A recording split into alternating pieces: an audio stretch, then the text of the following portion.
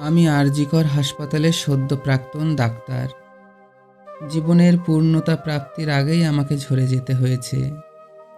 জীবনের অপূর্ণ স্বাদগুলি, ভবিষ্যতের স্বপ্নগুলি আমার দুচোখ ঘিরে আর আবর্তিত হবে না। আজীবন নিঃসঙ্গতায় কাটবে আমার বাবা মা, আত্মীয় স্বজনের উৎসবের দিনগুলি। আগত সমবয়স্কদের মধ্যে হয়তোবা তাদের বিস্মৃত প্রায় মন আমাকে খুঁজে ফিরবে। পরে স্মৃতিতে হাহাকার করে ওঠা বুক অন্তরালে ডুকরে কেঁদে উঠে হালকা হবে। প্রথমে ভেবেছিলাম ভারতবর্ষের হাজার হাজার নির্যাতিতার মতো আমিও হয়তোবা হারিয়ে যাব।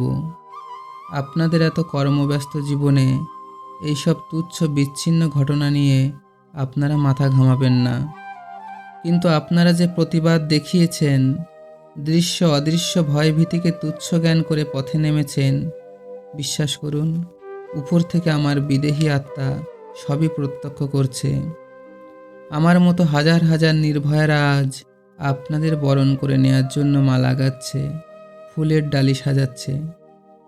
যখন ওই দিন রাত্রে আমার উপর অত্যাচার করা হলো, বেঁচে থাকার আপ্রাণ চেষ্টা করে শেষে যখন পরাজিত হলাম, দেহকে ছেড়ে আসার সময় ওই ক্ষতবিক্ষত শরীরটাকে দেখে নিজে শিউরে উঠেছি। আর খুনিদের পৈশাচিক আনন্দ দেখে ভীত হয়ে ভেবেছি, না জানি আরও কত প্রাণ আমার পথের দিকে অগ্রসর হবে। কিন্তু আপনাদের স্বতঃস্ফূর্ত আন্দোলন দেখে আমি আশ্বস্ত হয়েছি। অন্য নির্ভয়ারা আমার পাশে এসে বলেছে, তুই নিজে মরে সমাজকে জাগিয়ে দিয়ে এলি। জীবনাহুতি দিয়ে জীবনদান সে তো পুণ্যের। তোর জন্যই তো অন্ধকার গোপন কুঠুরিতে অলক্ষ্যে বয়ে চলা আর্তনাদ এবার সামনে আসবে। তবে আজ যে ক্ষোভ জনসমুদ্রে তরঙ্গায়িত হয়ে রাজপথের দখল নিয়েছে, তা আমার পূর্বসূরিদের আত্মদানের ফলেই সম্ভব হয়েছে। লোকচক্ষুর আড়ালে তাদের ওপর ঘটে যাওয়া নৃশংসতা হয়তোবা সামনে আসেনি, তবে অনুভব হয়ে রয়ে গিয়েছিল আপনাদের অন্তরে, যার ফলশ্রুতিতে আজকের এই গণজোয়ার, মানুষের স্বতঃস্ফূর্ত প্রতিবাদ।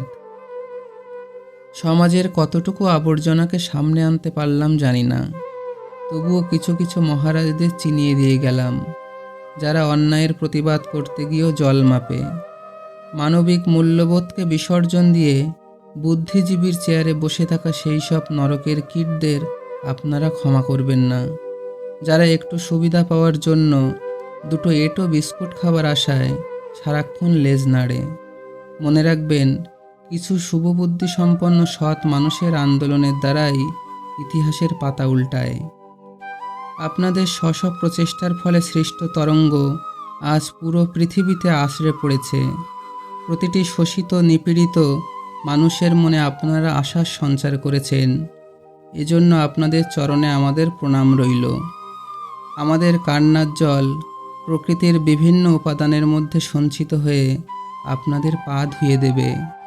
আর সেই সব আড়ালে আবডালে কলকাঠি নাড়ানো খুনি ও তার সহযোগীদের চিহ্নিত করে বিচারের আওতায় এনে তাদের সাজার ব্যবস্থা করুন। ছায়া হয়ে, শক্তি হয়ে, অনুপ্রেরণা হয়ে, উদ্দীপনা হয়ে আমরা সর্বদা আপনাদের সঙ্গে আছি। ঈশ্বরের কাছে আমাদের প্রার্থনা, আপনারা সফল হন। ইতিহাসের অংশ এবং সাক্ষী হওয়ার জন্য আপনাদের শুভেচ্ছা রইল। ইতি নির্ভয়াগণ।